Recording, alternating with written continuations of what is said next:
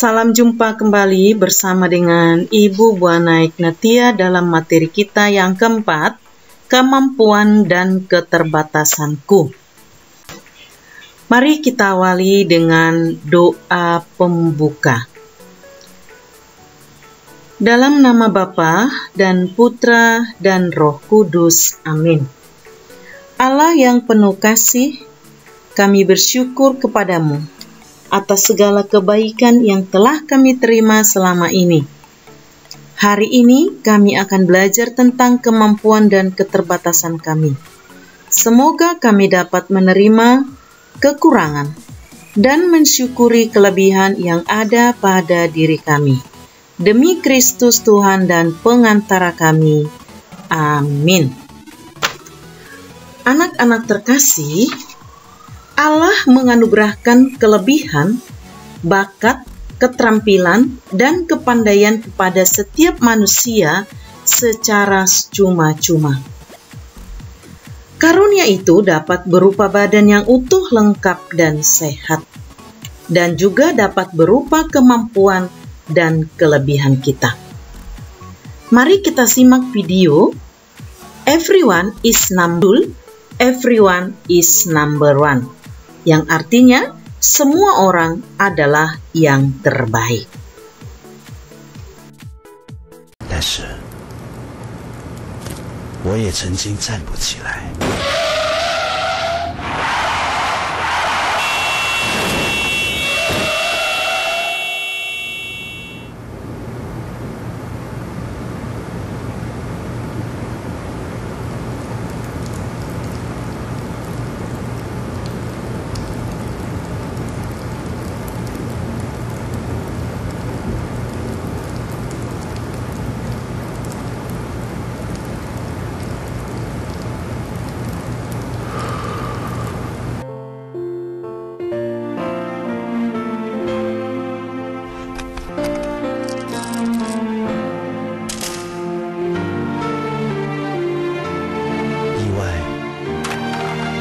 就是在人们和你自己都意想不到下才会发生。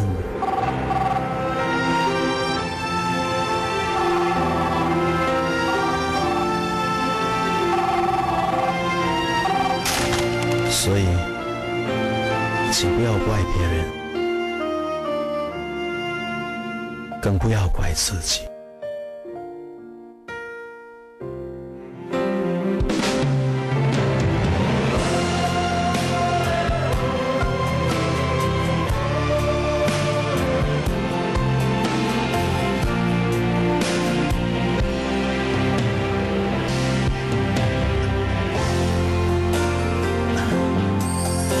我的手不是你的手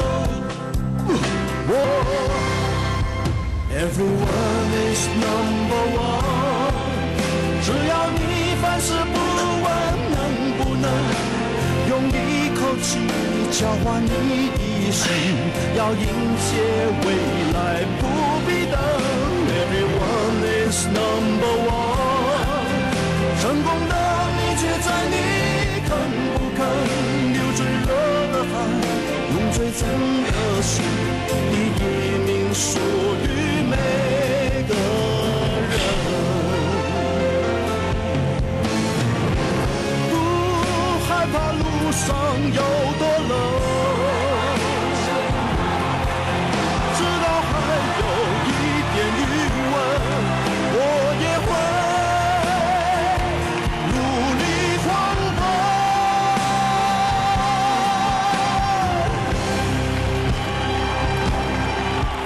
Everyone is number one。只要你凡事不问能不能用一口气交换你一生，要迎接未来不必等。Everyone is number one。成功的秘诀在你肯不肯流最热的汗，用最真的心，第一名属于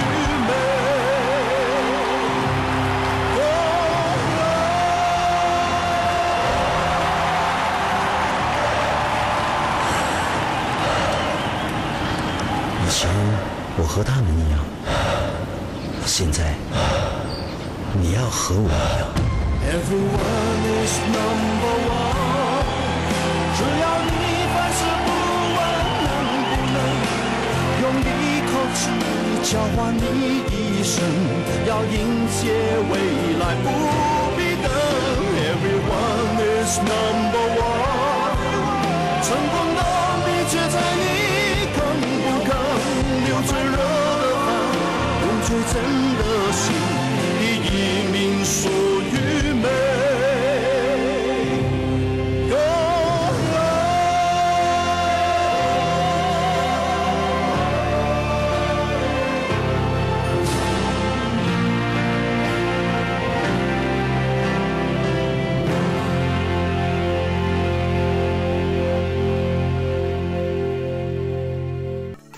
Setelah kita menyaksikan video singkat tadi, cerita ini mengisahkan seorang pemuda yang memiliki prestasi yang sangat luar biasa di bidang lari. Ia telah meraih kejuaraan di bidang tersebut, tetapi satu peristiwa nahas menimpa pemuda itu tertabrak mobil dan kakinya harus diamputasi sebatas lutut. Pemuda itu menjadi putus asa setelah mengalami kecelakaan. Ia marah dan jengkel karena ia tidak bisa lagi mengikuti lomba sebagai motivasi ataupun kemampuan yang membanggakan dirinya. Akhirnya, ia putus asa, hidupnya menjadi berantakan. Semua piala kebanggaannya dibuang, bahkan ia melakukan tindakan yang membahayakan dirinya, yaitu minum minuman keras dan obat-obat terlarang. Tetapi untunglah dalam situasi seperti itu, sahabat yang setia selalu datang, menghibur dan memberikan semangat, dan berusaha mengajak pemuda itu untuk bangkit. Dan perlahan-lahan pemuda itu mendengarkan nasihatnya, dan ia pun ikut mulai bangkit. Nah, anak-anak terkasih, apa pesan yang mau disampaikan dalam video tersebut? Ya, menggambarkan bahwa setiap manusia memang pasti ada keterbatasan. Tapi keterbatasan bukan menjadi halangan untuk meraih prestasi kita. Dan keterbatasan bukan menjadi membuat kita putus asa atau merasa marah. Melainkan, jadikanlah motivasi untuk bangkit dan meraih prestasi untuk kesuksesan. Anak-anak terkasih, apa itu kemampuan? Kemampuan adalah kelebihan yang ada atau melekat dalam diri seseorang yang sudah ada sejak lahir, namun perlu dikembangkan secara terus-menerus agar menghasilkan sesuatu yang berguna bagi diri sendiri maupun orang lain. Apa saja contoh kemampuan? Mari kita lihat apa kemampuan yang ada dalam diri kita masing-masing. Mungkin kita memiliki kemampuan di bidang bernyanyi. Ada yang memiliki kemampuan bidang menari. Ada juga yang kemampuan di bidang seni lukis, dan juga ada juga kemampuan di bidang seni musik. Namun, kemampuan-kemampuan ini ada yang paling menonjol, meskipun kita mempunyai kemampuan yang sama. Misalnya, dalam menari, ada yang suka menari tarian daerah, tetapi ada juga orang yang suka menari tari kreasi baru atau tarian modern. Kemampuan dibagi menjadi dua bagian, yaitu ada kemampuan jasmani. Apa itu kemampuan jasmani? Kemampuan yang dimiliki seseorang yang dimana mengandalkan fisik, otot, atau tenaga. Ada kemampuan di bidang rohani, yaitu kemampuan yang dimiliki seseorang dengan mengandalkan pikiran, tanpa harus mengeluarkan tenaga yang sangat banyak. Ya, satu persatu, apa contoh kemampuan di bidang jasmani? Nih anak-anak terkasih, Menari adalah contoh kemampuan di bidang jasmani, karena kita harus mengandalkan fisik kita, otot kita, tenaga kita, ya. Kemudian menyanyi, ya, juga kita harus mengandalkan fisik tubuh kita, ya. Selanjutnya bermain musik dan juga berolahraga. Selain daripada ini masih banyak lagi, misalnya berenang, ya, berlari, dan juga bidang yang lain, panjat tebing, ataupun yang mengandalkan kekuatan kita. Lihat perbedaannya dengan kemampuan di bidang rohani. Kemampuan di bidang rohani memang bisa juga mengandalkan tenaga, tapi tidak sebanyak yang dikeluarkan dalam bidang jasmani. Misalnya berpidato, ya, berbicara di depan umum, storytelling dalam bidang bahasa Inggris, ya. Kemudian lomba bidang pelajaran, misalnya lomba bidang matematika, IPA, sains, ya, dan lain-lainnya. Ada juga di bidang rohani, yaitu berdoa. Ada orang yang berdoa dengan khusyuk, tapi ada juga orang yang nggak bisa berdoa secara khusyuk, ya. Kemudian ada bermeditasi dan berkebajikan. Ini adalah contoh-contoh kemampuan rohani. Nah, anak-anak terkasih tentu sudah bisa melihat apa kemampuan yang saya miliki. Apakah ada di bidang rohani atau ada di bidang jasmani. Lalu bagaimana cara saya untuk mengembangkan kemampuan yang saya miliki? Ya. Yang pertama, kita harus rajin atau giat berlatih. Tanpa berlatih, niscaya kemampuan kita tidak akan berkembang. Kemudian, rajin belajar, ya. Kita juga harus rajin membaca, rajin belajar, kita rajin berselancar di dunia internet atau di bawah Google untuk mengetahui perkembangan-perkembangan ataupun cara-cara mengembangkan kemampuan kita. Yang ketiga yaitu pantang menyerah. Dalam mencapai prestasi ataupun mengembangkan kemampuan kita pasti pernah mengalami kegagalan. Tetapi kegagalan bukan berarti kita menjadi berhenti untuk mengembangkannya. Tetapi jadikanlah kegagalan itu sebagai motivasi untuk bangkit. Lalu yang keempat, mohon perlindungan atau penyertaan Tuhan dalam segala usaha yang kita lakukan. Inilah cara-cara mengembangkan kemampuan yang kita miliki. Nah, sekarang mari kita lihat apa itu keterbatasan. Keterbatasan adalah kekurangan yang ada dalam diri manusia, baik itu dalam bidang pikiran atau perbuatan, jasmani, dan rohani. Ingat, setiap manusia punya keterbatasan. Tuhan melengkapi manusia kemampuan dan keterbatasan dengan tujuannya agar manusia saling membutuhkan. Apa saja yang termasuk keterbatasan dalam diri manusia? Ya, kita lihat. Misalnya keterbatasan dalam bidang ingat atau daya ingat, pikiran. Daya ingat seseorang pasti berbeda-beda. Ada daya ingatnya sangat tinggi, tapi juga ada daya ingatnya sangat rendah. Maka dalam bidang pelajaran, ada anak jika guru menjelaskan bisa langsung ditangkap atau diingat. Tetapi ada juga anak sampai berulang-ulang atau berkali-kali dicoba, dia belum paham juga. Itulah ya daya tangkap atau daya ingatnya yang ada yang tinggi, ada yang rendah. Kemudian fisiknya. Ada yang kekuatannya sangat kuat, ada yang sangat lemah. Ya, tenaganya lemah, ada tenaganya berat, tenaganya besar. Terus ada memiliki anggota tubuh yang kurang lengkap. Mungkin tidak punya kaki, tidak punya tangan, atau dan lain sebagainya. Kemudian keterbatasan di bidang mental. Ya, ada orang pemalu, ada pendiam, ada yang minder. Tetapi ada juga pemberani, pemarah, suara keras, ya. Kemudian keterbatasan di bidang sosial, yaitu susah bergaul.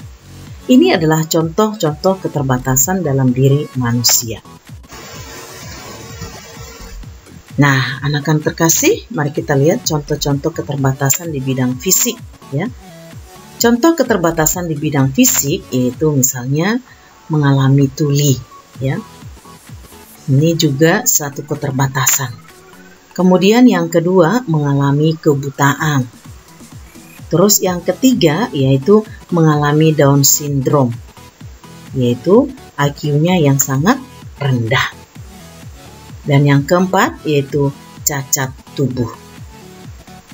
Ya, ini juga termasuk contoh keterbatasan fisik. Kita lihat bagaimana sikap kita dalam menghadapi keterbatasan. Ya. Apa yang harus kita lakukan? Apakah kita diam dan menutup diri? Atau kita tidak mau keluar dari rumah? Tidak. Yang pertama, kita harus bersyukur dan menerima diri apa adanya. Kita tidak boleh minder ataupun kita tidak boleh malu. Pada dasarnya Tuhan mempunyai rencana yang indah pada setiap fisik manusia. Dan tidak pernah Tuhan menciptakan manusia itu tidak berguna. Yang kedua adalah giatlah berlatih. Apapun yang kemampuan yang kamu miliki, apabila kamu latih, pasti akan menjadi suatu kesuksesan bagi kita dan sesama kita. Yang ketiga, kita harus berani menerima kritikan dan saran yang membangun kita. Dan yang keempat, mintalah bantuan kepada orang lain, serta berdoalah kepada Tuhan. Baiklah anak-anak terkasih, Allah menciptakan manusia dengan memberikan karunia-karunia ataupun kemampuan yang berbeda-beda. Mari kita baca dalam Kisah Roma 12 ayat 1 sampai 20. Kita baca dari cetak kita masing-masing. Setelah kita membaca apa macam-macam karunia yang diberikan Tuhan kepada manusia. Macam-macam karunianya yaitu ada karunia melayani, karunia mengajar, karunia menyembuhkan orang sakit, karunia menjadi pemimpin, karunia menasehati, karunia bernubuat, dan karunia berkata-kata dengan hikmat. Inilah karunia-karunia yang diberikan Tuhan menurut kitab Roma 12 ayat 1 sampai 20. Lalu, apakah setiap manusia mempunyai karunia yang sama dari Allah? Tentu tidak. Mengapa? Karena Allah memberikan karunia yang berbeda-beda kepada setiap orang, dengan tujuan supaya manusia dapat saling melengkapi. Ya. Lalu apa yang sebaiknya kita lakukan terhadap setiap karunia yang Allah berikan kepada kita menurut pesan kitab suci? Ya, yang kita lakukan terhadap setiap karunia yang diberikan Tuhan hendaknya dikembangkan dan digunakan untuk melayani sesama, bukan untuk disombongkan. Nah, sekarang mari kita lihat dari teman-teman kamu, apakah kamu melihat kemampuan-kemampuan yang dimiliki oleh teman-temanmu dalam kelas atau kemampuan yang dimiliki oleh saudara-saudaramu di rumah? Tentu, kemampuan yang dimiliki teman kita itu bermacam-macam, seperti tadi ada yang menari, olahraga, menyanyi, dan bermain musik, serta lain-lainnya. Nah, maka apa pesan yang mau disampaikan dalam Kisah Roma 12 tadi ayat 1-10? Yaitu dikatakan bahwa setiap manusia dianugerahkan kemampuan yang berbeda.